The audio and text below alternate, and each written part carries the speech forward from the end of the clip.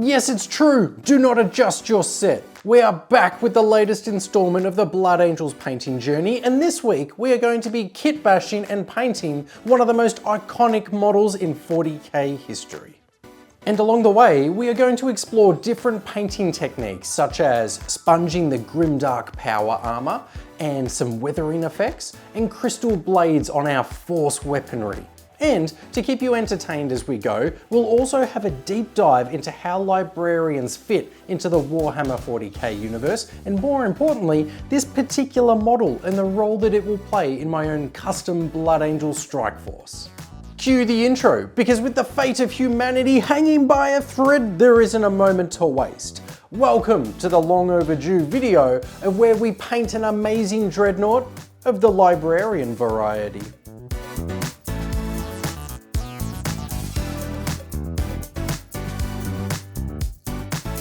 The Blood Angels painting journey has been the channel's most successful video series to date, and I think we're up to episode 10. That is wild to think. And if we're hitting the big 10 today, I think we should celebrate with one of the most iconic of the Blood Angel Space Marines models. And I can't even take the credit for it, because one of my favorite aspects of this painting series is that you guys are in the driver's seat. And when you voted last time, well over 1,000 of you, the Librarian Dreadnought absolutely walked it in. You picked it, so I'm excited to paint it. Now, the old model is nostalgic and holds a special place in my heart, but today we are going big and we're going to be converting our own psychic dreadnought. I'll start building this model now, but who would like to hear a little of the history of the Librarian Dreadnought? Shh! Who wants to know a little about the history of the Librarian Dreadnought? The Blood Angels Librarian Dreadnought is a unique and storied unit within the Warhammer 40,000 universe, notable for its combination of psychic prowess and formidable combat capabilities. This specialised Dreadnought variant is exclusive to the Blood Angels chapter and their successors. It houses the remains of a mortally wounded librarian, allowing them to continue serving the Emperor in battle. The design integrates the psychic abilities of a librarian with the heavy armour and weaponry of a dreadnought, making it a formidable presence on the battlefield. The Librarian Dreadnought was introduced by Games Workshop as a variant of the Furioso Dreadnought, tailored specifically for the Blood Angels. It featured distinctive elements such as a force weapon and psychic hood, emphasising its unique role.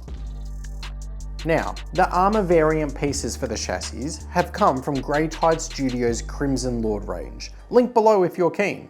The Force halberd has come from some light googling, and a special thanks to Proxy Wargaming for printing all of these parts in highly detailed resin, and that's a service that they offer. Does anyone remember when this model was first released? I feel like it was probably around 5th edition. I know there was an old metal model back in the day that had the banner that read Furioso, but I don't think there was the Librarian variant until the plastic kit. Over time, the model has seen limited releases and has become a sought-after piece for collectors and enthusiasts. In recent years, the Librarian Dreadnought has been moved to the Legends category by Games Workshop. This means it is no longer supported in official tournament play, but remains a beloved model for narrative and casual games.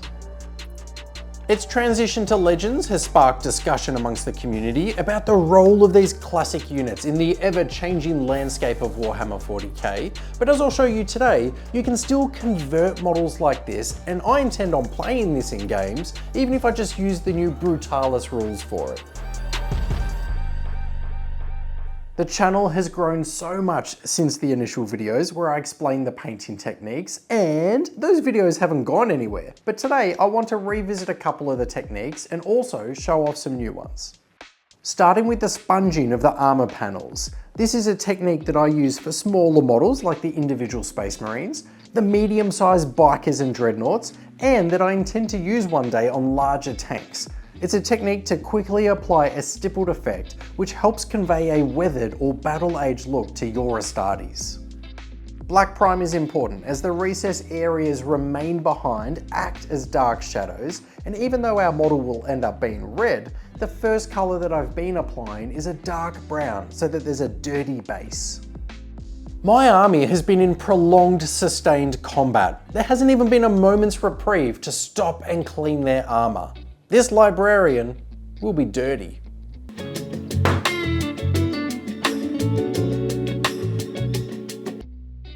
I work my way into the reds from dark to light, and each time I sponge a new colour, I'm using a fresh section of the sponge and working my way towards either the centre of the panel or an edge, like you would with your regular layers, wet blending or highlights. You'll have areas that are hard to reach, and that's okay. Don't force the sponge in, otherwise you'll be left with chonky splotches in an area that should have a mainly darker colour. So instead, switch out to your brush and stipple these. Picture that you're going up and down with the brush like a tattoo artist, lots of little dots and stipples. Whether this amounts to grimdark or not is an argument that I don't even really understand. But I will say that this style of painting leaves us with cool looking power armour that feels like it's been in battle and not just wheeled out from the factory floor. Now, to understand the character that we're adding to the Blood Angels army today, first we need to understand who the Librarians are in the forces of the Space Marines. To be a librarian of the Blood Angels is to wage war not only on the enemies of the Imperium, but against the infinite chasm of the mind. Among the ranks of the Adeptus Astartes, librarians serve as sanctioned psykers, warriors whose minds burn with the touch of the immaterium. Within the Blood Angels, however, their role is far more precarious. Born from the flawed gene seed of Sanguinius, every son of Baal carries within him the looming shadow of madness. The black rage and red thirst are ever present, clawing at the edges of reason. Thus, for a Blood Angels librarian, psychic training is not merely discipline, it's containment. These warriors must master the art of channeling warp power without slipping into their own inherited psychosis. Does that make them a walking paradox? Anyway, they are divine fury and pillars of mental restraint. Traditionally clad in deep blue with gilded psychic hoods and relic crown staves, librarians stride into battle wraithed in energy. Their minds crackle with force, their voices able to summon flame or still the hearts of enemies. Yet more than this, they are the spiritual anchors of their brothers, guiding, protecting, and at times delivering the Emperor's mercy to those who fall too far into madness. We've spoken in a previous video about the importance of spiritual guidance from chaplains, and picture here that the librarian has some overlap in leadership qualities. I look at it as though the librarian is more text and knowledge based, whereas the chaplain is imparting tradition and discipline. In the wake of the devastation on Baal and the arrival of the Indominus reinforcements, Blood Angels librarians find themselves more vital than ever. As the chapter rebuilds, surrounded by Tyranid horrors and psychic disruptions, it falls to these warrior mystics to hold the line not only with bolter and blade, but with will. They are the watchers of the mind. They are the shield against the howling dark. They are the librarians of the Blood Angels. I'm so fortunate to be in a position where I'm supported to be down here making these dorky little videos. And from the outset, there were a number of hobby sponsors that were backing the channel when it was brand new. And at the time, they would have been supporting us with very little return on their investment. They just do it for the love of the hobby. That's pretty special. Emperor have sponsored this series since the first episode, and now that we are apparently 10 deep, it's only fair that I pause for a minute and say a big thank you. Emperor are an Aussie company that bring Warhammer models down under at a discounted price. To the shock of absolutely no one, this hobby is expensive. We each want the most detailed miniatures and the finest brushes and the most vibrant paints, but it all adds up really quickly. So one of the best skills that we can develop early on is to be able to spot hidden value in deals. This channel is largely catered to beginner painters, so I aim to play a role in pointing you in the right direction. If you are in Australia, check out Emperor in one tab, and in the second, compare the prices of where you would normally buy your models. Check out that price difference, and on top of that, Emperor have a loyalty point system that you can convert into further discounts. I love getting to add extra minis or paints into my order as a bonus. Who doesn't love free stuff? Now, if you aren't in the land of the venomous creepy crawlies that is down under, don't stress, I'll add some links in the video description on some local places to you that I know you can pick up discounted minis. Emperor, I get to make these videos thanks to your support, and I know that behind me is a community that is loving each installment. So on behalf of myself and them, I just want to say a big thanks. Now back to the painting. I've spoken about how librarians fit into Space Marine chapters, but I think it's time we zero in on this model in particular, and I introduce you to our latest Astartes, Brother Librarian Atrioch, of the Shattered Veil, who is a venerable Librarian Dreadnought of the Blood Angels Strikeforce Forlorn Peril. Once a rising star among the Librarians, Atrioch was known not only for his prodigious psychic might, but for his rare clarity of thought in the warp, a fragile blessing among Sons of Sanguinius. A gifted battle psyker during the early stages of the Third Tyrannic War, Atrioch served as a frontline asset in psionic countermeasures against Tyranid's synaptic beasts. But during the brutal defense of the Baal system, he was gravely wounded. His body shattered while shielding a formation of retreating Marines from a zone-throw barrage. Deemed too valuable to lose entirely, Atrioch was entombed within a custom-modified Dreadnought chassis with protective wards and an integrated psychic amplifier known as the Veil Piercer. Unlike typical Dreadnoughts, Atrioch retained full Librarian function, continuing his service not just as a warrior, but as a warp beacon and psi focus in the field. Now, with Hive Fleet Leviathan mutating its synaptic network and casting increasingly potent psychic fields across whole regions of space, Taskforce Forlorn Peril finds itself utterly blind, warp communication severed, astropaths silenced, and nightmares leaking into the minds of the living. To survive, they must strike at the source, a Tyranid psychic nexus buried deep beneath the planet's crust. No one better understands the language of thought and horror than Atrioch. Though his body is broken, his mind endures. In the silence of the void, Atrioch listens. And now, he hears something calling. It's all coming together. And I don't just mean this Dreadnought, but the entire strike force itself. As I lay out all of the models that we've painted so far, I have easily over 1,000 points and comfortably on my way towards 2,000. Now, one of my goals is to film some narrative style battle reports with these models, and I already own an obscene amount of Tyranids that I showcase over here. So it could be a lot of fun to record some of the checkpoints in Taskforce Forlorn Peril's story. Picture a bat rep of several units making planetfall and needing to regroup, find leadership, and repel an attack. If you're keen on something like that, importantly, let me know down below and talk Gordon into it as well. And still having videos like this, but after we've painted the model, it then features in a narrative encounter. I'm really liking this. I should probably catalogue my ideas.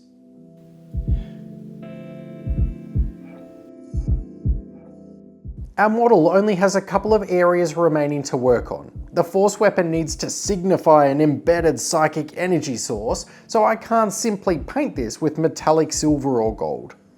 Here's a great opportunity to add the blue colour that is synonymous with Space Marine Librarians. I have avoided painting any actual armour panels blue and instead tried to be subtle and crafty by introducing the patina verdigris over the gold shoulders, and now this, the Psychic Blade. The weapon itself is huge. How often are we wanting to paint a sword and make it look awesome, only to discover that it's so small that we don't feel like we have room to pull off what we're aiming for?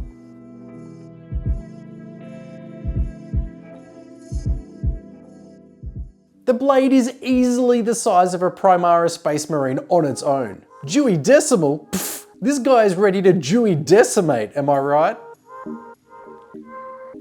Ugh. I'm wet blending the blues across the face of the blade, and there's a few tips that I have for you here. If the colours are already prepared on your wet palette, then you can bounce back and forth easily.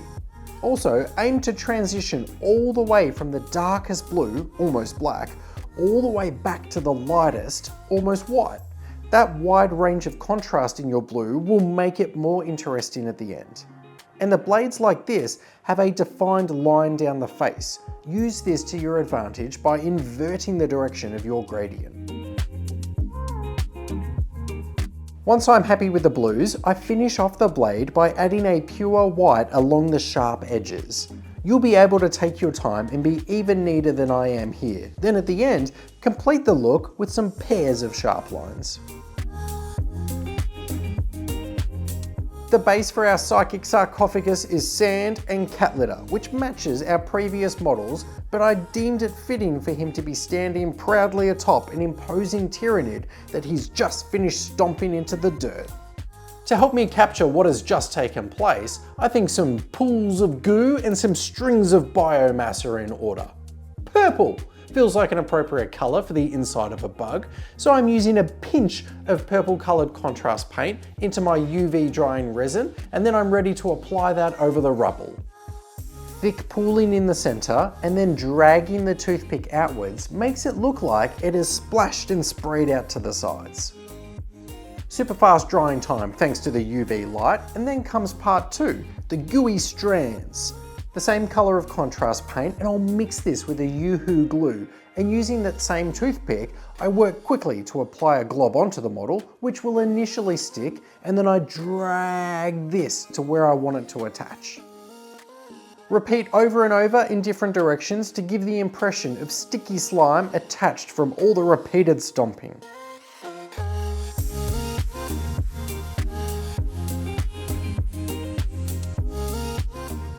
Oh my, and if we're applying the victory lap of the base of our model, that can mean only one thing, that our Blood Angels Librarian Dreadnought is complete! Shh! Ah, shush yourself. Now let's check out this mighty psychic sarcophagus.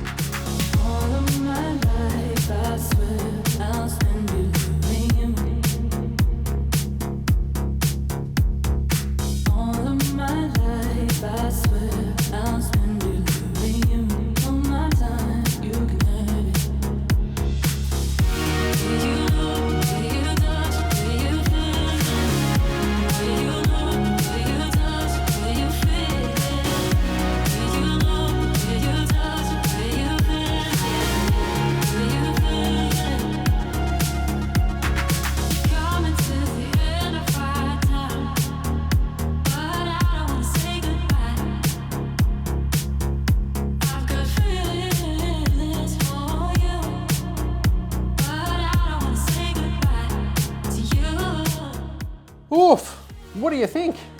I think that each of you are amazing for growing this little community, and in particular, these fantastic channel Patreon supporters. And check them all out. It was less than a year ago that we decided in the Discord community that we should probably have a Patreon, and their support from each of the members is absolutely amazing. Thank you so much. But every single video, we're adding more and more names to the list. So it's almost like I need a system to catalogue them, as though they were many colourfully bound books. I don't suppose you happen to know someone who could help me with this? Yeah, Macho Mike loves books. No? Nah, me neither. Anyway, it won't be long until I'm calling upon you again for advice on what model I should be painting next. Bonus points though, if you want to get ahead of the crowd, and let me know below what model I should be painting next for my Blood Angels army, and why it should be the Vindicator tank. And if you don't want to wait until the next video to hang out with me and the team, then join our Discord community. There's a free link in the video description where you can come and be a part of our hobby hangouts, our friendly painting competitions, and a whole host of other painting activities that we have. Once you join, say hi. I'm keen to see what you're working on at the moment, and also what model you're proudest of. Now please get out of here, because I need to start working on the next video, which will be a mighty collaboration. And here is a sneak peek. In the vaults of forbidden knowledge, amid the dust of 10,000 forgotten tomes, I searched. I sought not power, only answers. For word had come to me, not on parchment or astropathic wave, but through a device of ancient plastics and questionable meaning. It was from one known only as Mike, of the House of the Flashing Badger. He had issued unto me a challenge, heretical in nature, the painting of a miniature, without the sacred tools of the artificers. No sable-haired brushes, no ritual palettes, only the scattered implements of my lodge. Spoons, sponges, cotton buds, things best left to the servants of the Omnisia, not wielded by sane mortals. The Ordo Minoris condemns such acts. The Mechanicus refuses to log them.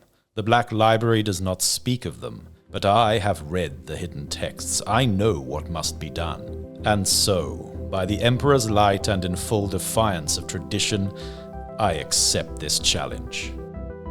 Let my brush with chaos begin. Legend speaks of a man who saved the world with just a stroke of a brush. You may know him by name. He's the badger with a magical touch.